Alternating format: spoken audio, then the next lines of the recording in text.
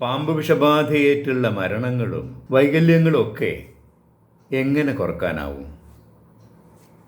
ആദ്യം പാമ്പ് കടി ഏൽക്കുന്ന സാഹചര്യങ്ങൾ ഒഴിവാക്കാനാവുമോ? അതിന് നമ്മൾ എന്തൊക്കെ അറിയണം? രണ്ടാമത്, നമ്മളിലൊരാൾക്ക് പാമ്പ് കടി ഏറ്റാൽ നമുക്ക് എന്തൊക്കെ ചെയ്യാനാവും? എങ്ങനെയാണ് പാമ്പ് കടി ഏൽക്കുന്നത് കുറക്കാനാവുക? പാമ്പുകളും നമ്മളെപ്പോലെ തന്നെ ഈ ഭൂമിയുടെ അവകാശികളാണ്.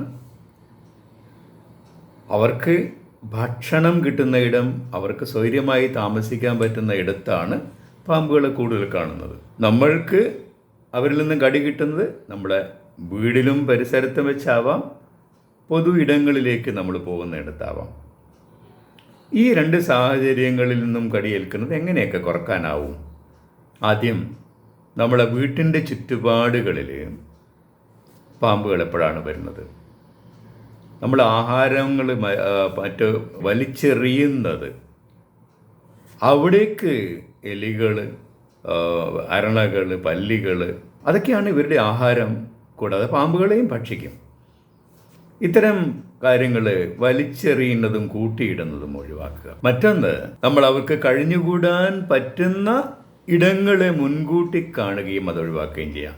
വിറക് പുരകൾ, അതുപോലെ പുല്ല് കൂട്ടിയിട്ടിരിക്കുന്നത്, ചകിരി കൂട്ടിയിട്ടിരിക്കുന്നത്, നമ്മൾ മരപ്പലകൾ, ചിലപ്പം വീടുണ്ടാക്കി അതിൻ്റെ ബാക്കിയായിട്ട് ഉള്ള കാര്യങ്ങളൊക്കെ, ഓടുകൾ ഒക്കെ കൂട്ടിയിട്ടിരിക്കുന്ന ഇടയിലൊക്കെ അവർക്ക് സുഖമായിട്ട് കഴിഞ്ഞുകൂടാനുള്ള സാഹചര്യം നമ്മുടെ പറമ്പിലുണ്ടാവും. ചിതൽ പുറ്റുകൾ, അതിൻ്റെ മാളങ്ങൾ, നമ്മളെ മതിലുകളിൽ മാളങ്ങൾ, വിടവുകൾ, അതിലൊക്കെയും അവർ കയറിക്കൂടും. കുറ്റിച്ചെടികൾ, അതിലൂടെ ഇഷ്ടപ്പെടുന്ന പാമ്പുകളുണ്ട്, വലിയ ചെടികളിൽ ഇഷ്ടപ്പെടുന്ന പാമ്പുകളുണ്ട്, മരങ്ങളിലൊക്കെ വലിഞ്ഞു കയറുന്ന പാമ്പുകളുണ്ട്, നമ്മളെ കയ്പ ഒക്കെ ഉണ്ടാവുന്ന പന്തലുകളിലേക്ക് വലിഞ്ഞേറുന്ന പാമ്പുകളുണ്ട്. അപ്പോൾ ചില പാമ്പുകളൊക്കെ നമുക്ക് പന്തലുകളിലൂടെ വന്ന് നമ്മൾ ചിലപ്പോൾ തലയിലേക്കൊക്കെ ചാടി വരും. നമ്മുടെ ഇടയിലുള്ള വിഷപ്പാമ്പുകളെക്കുറിച്ചൊരു ധാരണ നമുക്ക് വേണം. നമുക്ക് 131ഓളം പാമ്പുകൾ കേരളത്തിലുണ്ട്. അതിൽ 20ഓളമാണ് വിഷമുള്ളത്. അതിൽ തന്നെ പ്രധാനമായിട്ടും വിഷമുള്ള 4 എണ്ണമാണ്. ഒന്ന് മൂർഖൻ, മറ്റൊന്ന് ശംഖുവരയൻ, 2 തലത്തിലുള്ള അണലികൾ, റസൽ വൈപ്പർ, സോസ്കെയിൽ വൈപ്പർ. കൂടാതെയും അണലി വർഗത്തിലുള്ള പാമ്പുകളുണ്ട്. അതിൽ ഒന്ന് മുഴുമുക്കൻ മണ്ഡലി എന്ന് പറയും, ഹംനോസ് വൈപ്പർ, മറ്റൊന്ന് Malabar pit viper, green pit viper. ഇതൊക്കെ ഈ അണലി വർഗത്തിലുള്ള പാമ്പുകളാണ്. കൂടാതെ മൈൽഡ്ലി വെനമസ് ആയിട്ടുള്ള കുറേയേറെ പാമ്പുകൾ, ഏതാണ്ട് ഒരു 20-നടുത്ത് പാമ്പുകൾ. പാമ്പുകളിൽ മിക്കതും വിഷമില്ലാത്ത പാമ്പുകളാണ്. ഈ പാമ്പ് കടി ഏറ്റാൽ വിഷം കയറാനുള്ള സാധ്യത വളരെ കുറവാണ്. കാരണം 60-70% വിഷമില്ലാത്ത പാമ്പുകളാണ്. വിഷമുള്ള പാമ്പുകൾ തന്നെയാണ് കടിച്ചാൽ 50% മാത്രമേ വിഷമുള്ള കടിയുള്ളൂ. ഡ്രൈ ബൈറ്റ്സ്, പലപ്പോഴും വിഷപ്പാമ്പുകൾ കടിക്കുമ്പോൾ വിഷം ഏൽക്കാതെ പോകാം. അതാണ് ഡ്രൈ ബൈറ്റ്സ് എന്ന് പറയുന്നത്. എങ്കിലും ഈ ചെറിയ സാധ്യതയിലൂടെയും നമുക്ക് മരണം സംഭവിക്കാം. അപ്പോൾ വീടിൻ്റെ പരിസരത്ത് അതുപോലെ ഉണക്ക ഇലകൾ കൂട്ടിയിടുകയാണെങ്കിൽ ചിലപ്പോൾ നമ്മൾ പാമ്പ് അതിലുള്ളത് മനസ്സിലാക്കാതെ പോകും. വീടിൻ്റെ പറമ്പിലൊക്കെ കുളം ഉണ്ടാവുമ്പോൾ തവളകൾ വളരും. ഇപ്പോഴൊക്കെ നമ്മൾ ചെടികളൊക്കെ വളർത്താൻ വേണ്ടിയൊക്കെ താമരക്കുളം പോലെയൊക്കെ വെള്ളം കെട്ടിക്കിടക്കണം. അവിടെ തവളകൾ വന്ന് അതിനെ കഴിക്കാൻ വേണ്ടിയിട്ട് പാമ്പുകൾ വരും. അപ്പോൾ വീടിൻ്റെ ചുറ്റുപാടുകൾ നമ്മളൊന്ന് ശ്രദ്ധിക്കുക. ഇനി വീട്ടിലകത്തേക്ക്, വീട്ടുമുറ്റത്തേക്ക് നമ്മൾ ടൈൽസ് വെച്ചിട്ടുണ്ടാവും. ടൈൽസിൻ്റെ ഇടയിൽ പാമ്പുകൾ നിൽക്കാൻ സാധ്യത നമ്മൾ തിരിച്ചറിയില്ല. നമ്മൾ ചുവരുകളിലേക്ക് നമ്മൾ ചരട് കെട്ടി ചിലപ്പം വള്ളികൾ പടർത്തും. അത് ചെടികളായിക്കോട്ടെ, നമ്മളെ പാവലും പയറും ഒക്കെ ചുവരുകളിലേക്ക് പടർത്തും, ജനലുകളിലേക്കൊക്കെ പടർത്തും. പിന്നെ വീടിലേക്ക് ചാഞ്ഞു കിടക്കുന്ന മരക്കൊമ്പുകളുണ്ടാവാം. മിക്ക പാമ്പുകളും ഇതിന് ചുറ്റുവരിഞ്ഞ് മേലേക്ക് കയറും, അകത്തേക്ക് വരികയും ചെയ്യും. ചില വീടുകളിലൊക്കെ കക്കൂസുകൾ വീടിന് പുറത്താണ്. കക്കൂസുകളിലേക്ക് പോകുന്ന വഴികളിൽ ചിലപ്പം ഇരുട്ടായിരിക്കും. മാത്രമല്ല, കക്കൂസുകളിനകത്തുള്ള വെളിച്ചം, ബൾബിൻ്റെ സ്വിച്ചും അതിനകത്തായിരിക്കും, പുറത്ത് സ്വിച്ചായിരിക്കില്ല. അങ്ങനെ അകത്ത് കയറി സ്വിച്ചിട്ടപ്പോഴാണ് നമ്മൾ പാമ്പിനെ കാണുന്നത്.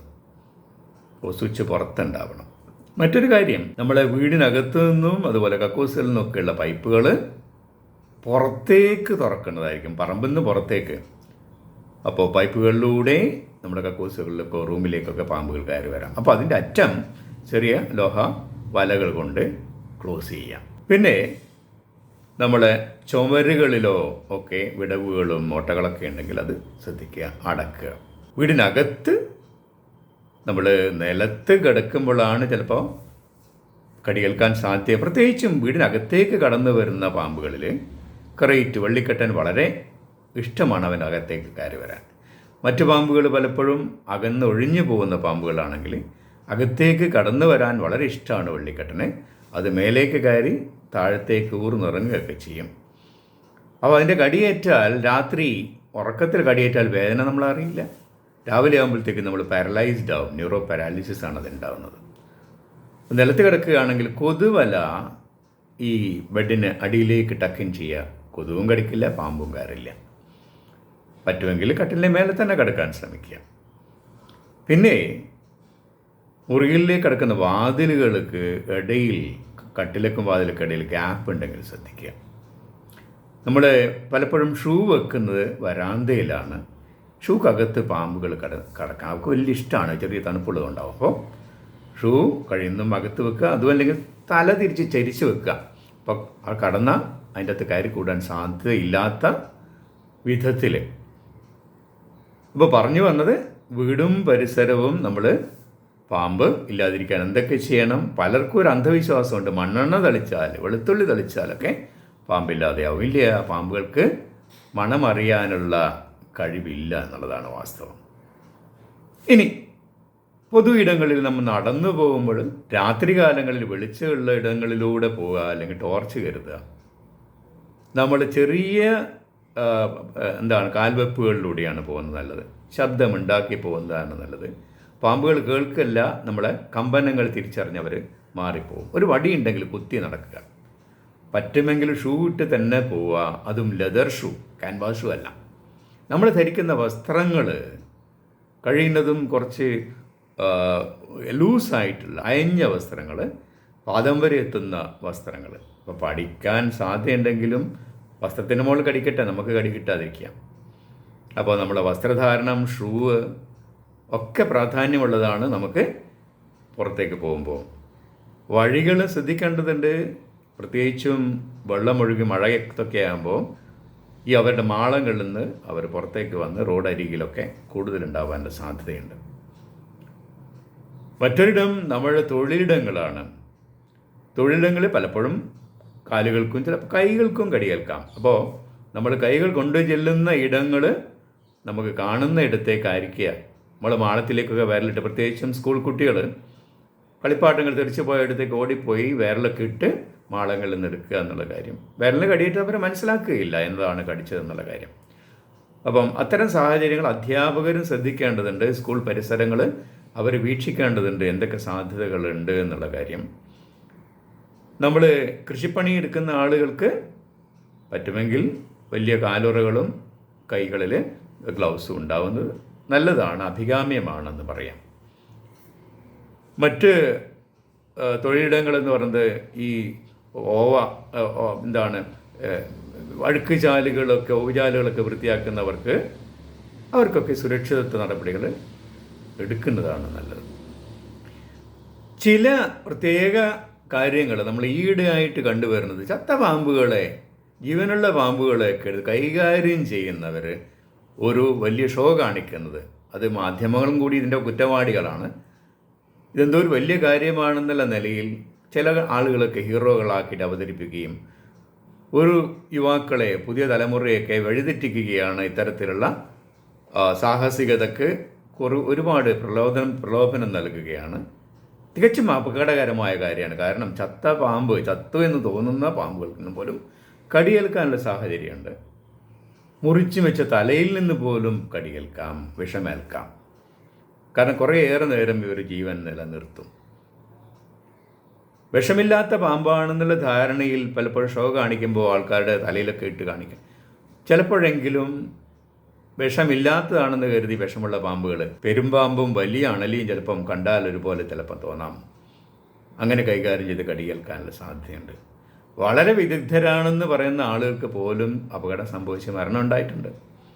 മൃഗശാലയിൽ നിന്ന് കടിയേറ്റിട്ടുള്ള ഒരു അനുഭവം, ഈ കിങ് കോബ്ര രാജവെമ്പാലയിൽ നിന്ന് കടിയേറ്റ മരണങ്ങൾ വളരെ അപൂർവമാണ്. അത്തരം അപൂർവമായിട്ട് കേരളത്തിൽ സംഭവിച്ചിട്ടുണ്ട് അത്തരം. അതുപോലെ തന്നെ ഈ കൈകാര്യം ചെയ്യുന്ന ആളുകളിൽ വളരെ വിദഗ്ധർക്കും ഉണ്ടായിട്ടുണ്ട്. പിന്നെ എന്താണ് ചെയ്യേണ്ടത്? പാമ്പുകളെ കണ്ടു കഴിഞ്ഞാൽ അതിനുള്ള കൈകാര്യം ചെയ്യാനുള്ള സർട്ടിഫൈഡ് ആയിട്ടുള്ള ആളുകളുണ്ട്, അവരെ അറിയിക്കുക. നമ്മളെല്ലാവരും അറിയേണ്ട ഒരു കാര്യം, 2 മൊബൈൽ ആപ്പുകൾ, ഒന്ന് സർപ്പ ആപ്പ്, ഒന്ന് സ്നേക്ക് പീഡിയ ആപ്പ്. മൊബൈൽ ആപ്പുകളാണ്, ഫോറസ്റ്റിൻ്റെയാണ് സർപ്പ ആപ്പ്. സ്നേക്ക് പീഡിയ ആപ്പും ഡൗൺലോഡ് ചെയ്താൽ അതിൽ ഈ വിവരങ്ങളൊക്കെ ഉണ്ട്. പാമ്പുകളെക്കുറിച്ചുള്ള അറിവുകളുണ്ട്, പാമ്പ് ബാധ ഏറ്റാൽ ചെയ്യേണ്ട പ്രാഥമികാരോഗ്യ പ്രഥമ ശുശ്രൂഷയെക്കുറിച്ചുണ്ട്, ഈ ആരെയാണ് വിളിക്കേണ്ടത് എന്നുള്ള കാര്യമുണ്ട്, ചികിത്സയുള്ള സംവിധാനങ്ങളുടെ മൊബൈൽ നമ്പറുണ്ട്. ഇതെല്ലാവർക്കും ഉണ്ടാവുന്നത് നന്നായിരിക്കും. 1-2 കാര്യങ്ങൾ കൂടി, ഈ പാമ്പുകൾ റോഡിൽ കാണുമ്പോൾ അതിൻ്റെ മേലെ കൂടി വണ്ടി ഓടിച്ചു പോകുന്ന ചിലരുണ്ട്. അപകടകരമാണ്. ചിലപ്പം നമ്മളറിയാതെ പാമ്പ് ഈ വാഹനത്തിൽ കയറി കൂടി നമുക്ക് കടിയേൽക്കാനുള്ള സാഹചര്യം ഉണ്ട്. ഇത്രയും കാര്യങ്ങൾ ശ്രദ്ധിച്ചാൽ നമ്മുടെ നാടുകളിൽ പാമ്പ് വിഷബാധ ഏൽക്കുന്നത് ഒഴിവാക്കാനാവും.